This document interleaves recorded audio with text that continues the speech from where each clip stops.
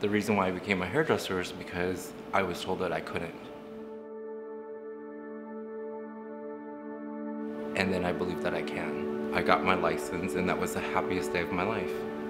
I noticed my mom got a lot of inspiration from her peers and who was in the salon that she worked with. I remember being 14 and her being like, sit here and watch me. I was playing in punk rock bands, so of course we're playing around with different hairstyles weekly. It just seemed like the perfect job, that I could be creative, I could be who I wanted to be. What inspired me to be a hairstylist? Being around a lot of women. But I always noticed hair, and I would always talk about hair. I started cutting friends' hair before I even went to school, and then one day I was like, you know what, maybe I should just go to hair school and check it out. Here's my dad saying, hey, you should do this because you already do it.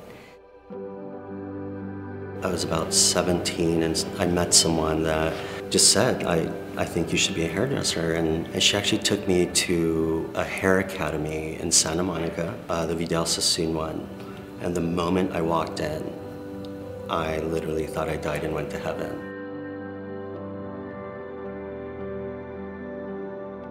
I was younger and I was working so fast, and I was curling hair, and I love to curl hair. But one of the mistakes that I did was I didn't check my iron. I took it for granted. The iron was really, really hot, and the model's hair was very, very dark, but I had no idea that she was platinum blonde the day before. So as soon as I hit my iron, the hair just went straight to the floor. At that moment, I completely turned red. It was either sink or swim moment for me, and be really honest. And then I kept on going, and at the end of the day, she loved it. She actually wanted to cut her hair shorter. Often hairstylists will always say that there's more to learn, but it's true, it's a craft, it's changing. Every year I promise myself that I need to elevate. Figure out what's your weakest link and make that your strongest. As I've heard many people say before, learn the rules before you can break the rules. Oribe Hair Care education is a little bit more than just education, it's an adventure. One of my favorite things about our first backstage was watching stylists in the hands-on get over that wall. You could see people, I could see people in the hands-on locking up and looking around and seeing people around them doing incredible things, and suddenly you feel very less than. And it was such a great joy for me to watch those stylists get over that. And all it takes is a little bit of support. With whoever is teaching you your haircuts or your blow dries or whatever stage you are in your training, that you have this compatible relationship so that you can understand what you're being taught. You know, when you're learning something, you feel dumb. You're always gonna feel like you're not there yet. And that's okay, because that means that you're open to growing. We all have to get more comfortable with being uncomfortable. And I think the best place to do that is in a class, in the studio, where you're free to make mistakes. It's like building blocks, A, B, C, and sometimes you forget about that. Even when you're doing hair for so long, it's great to step back and you realize, yes, that's where it came from, and then you can build on again. The thing is, it's super hard. To work backstage and to work on like photo shoots and stuff, you're chasing rainbows.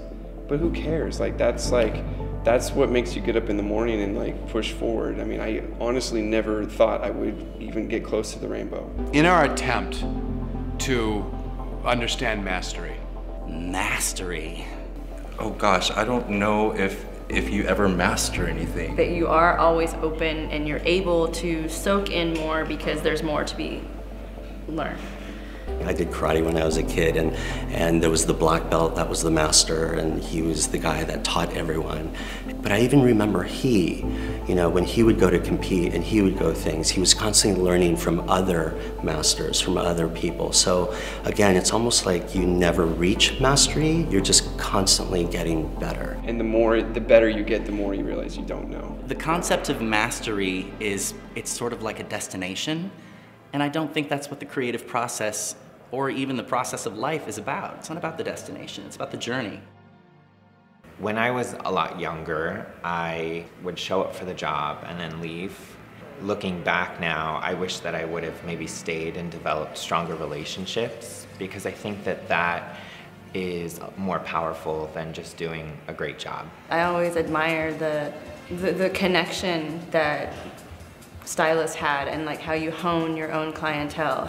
The best advice I've ever been given is to be more open and less stubborn. That's still I'm working on. To then really be able to translate what's happening on the runway, what's happening in all these incredible editorial things that you're seeing, because that's what our clients are seeing. That's something that you can take back to, that I took back to the salon right away and started using right away. And I see myself as an educator to my clients. And the great thing about it is that while you are explaining to your clients what to do, what not to do, you're kind of teaching yourself. So you grow, even without knowing. If I was able to go back in time and speak to my younger self, tell myself to just relax a little bit and really take in and enjoy every moment. Taking a pause and slow down. To tell myself 20 years ago is to be really open and to be patient and to really, really not be so hard on yourself, because you are in this for a reason, for the passion and the dedication and for the love of what you do. And as our friend Ronnie Stam says, if you love what you do, you'll never work a day in your life. You want to grow, you want to find where you want to be 2 years from now, listen to your heart and go for it. Nobody's going to tell you to do this. The stars light up my life. Stars light up the sky.